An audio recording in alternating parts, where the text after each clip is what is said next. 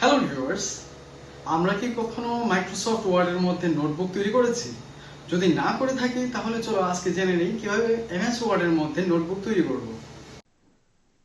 এখন Microsoft office word open করব। Open করার পর তারপর লেআউটে গিয়ে মার্জিন চেঞ্জ করব। মার্জিন চেঞ্জ করার জন্য মার্জিন, তারপর কাস্টম মার্জিনে গিয়ে এখন টপে আমরা একটু ফাঁকা জায়গা রাখবো, তার জন্য 1.3 এবং বটম 0, লেফট 0, রাইট 0 0 দেওয়ার পর আমরা ওকে করে অ্যাপ্লাই করব। ঠিক আছে।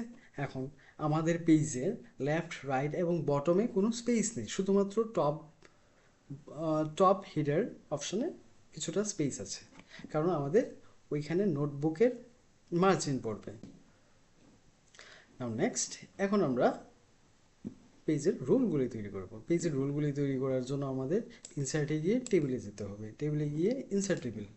এইবার আমাদের কলাম, আমাদের একটা কলাম দরকার এবং র দরকার 28, দেন ওকে।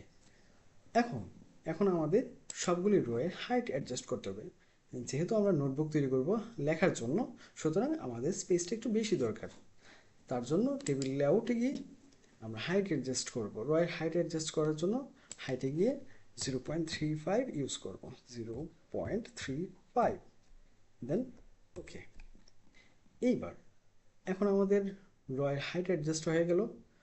এখন আমাদের টপ মার্জিন দরকার। টপ মার্জিন দেওয়ার জন্য ইনসার্টে গিয়ে শেপে গিয়ে আমরা লাইন চুজ করব। লাইন চুজ করে এবার শিফট ইউজ করে আমরা একটা লাইন ড্র করব এবং লাইন ড্র করার পর ওই লাইনের শেপ আউটলাইনে গিয়ে আমরা কালার চেঞ্জ করতে পারি এবং এটাকে আমরা ডুপ্লিকেট করতে পারি বা এগেন আরেকটা লাইন আমরা ড্র করতে পারি।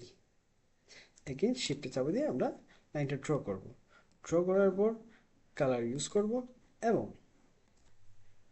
এটাকে প্রথম লাইনের ঠিক কাছে নিয়ে আসবো। ব্যাস হয়ে গেল। আমাদের টপ মার্জিন দেওয়ার পর এখন আমাদের লেফট মার্জিন দিতে হবে। লেফট মার্জিন দেওয়ার জন্য এগেইন আমাদের লাইনার চুজ করতে হবে। লেফট মার্জিন থেকে 1 ইঞ্চি ভেতরে অনুমান করে আমাকে একটা ভার্টিক্যাল লাইন ড্র করতে হবে। এগেইন শিফট ইউজ করে আমরা এভাবে ভার্টিক্যাল লাইন ড্র করতে পারি। ভার্টিক্যাল লাইন ড্র করতে পারি আমরা।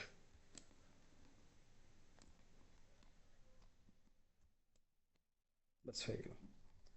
এখন আমাদের নোটবুক প্রায় কমপ্লিট। এইবার রাইট কর্নারে আমরা আবার একটা রাউন্ড রেক্টেঙ্গেল একটা শেপ নেব। এইখানে আমরা ডেট লিখব। ডেট লেখার স্পেস দিতে হবে এবং এইখানে আমরা কি করব, রাইটে গিয়ে অ্যাড টেক্সটে গিয়ে লিখব ডেট। ডেট এটাতে একটু এইভাবে স্পেস দিতে হবে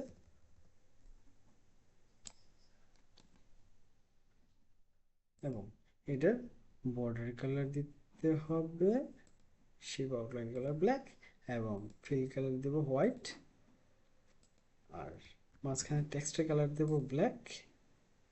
ব্যাস হয়ে গেল।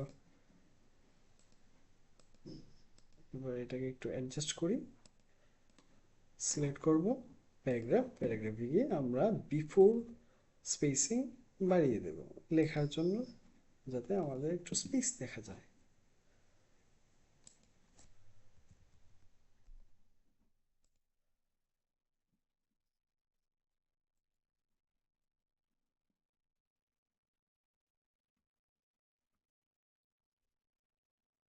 সো ভিউয়ার্স, আজকে আমরা শিখলাম এমএস ওয়ার্ডের মধ্যে কিভাবে একটা নোটবুক তৈরি করা যায়।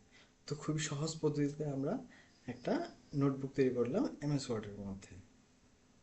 সো ভিউয়ার্স, আজকের মতো এই ভিডিওতে এতটুকুই। আগামী দিন আসছে নতুন একটা ভিডিওতে নতুন একটা টপিক নিয়ে। So till then take care, by.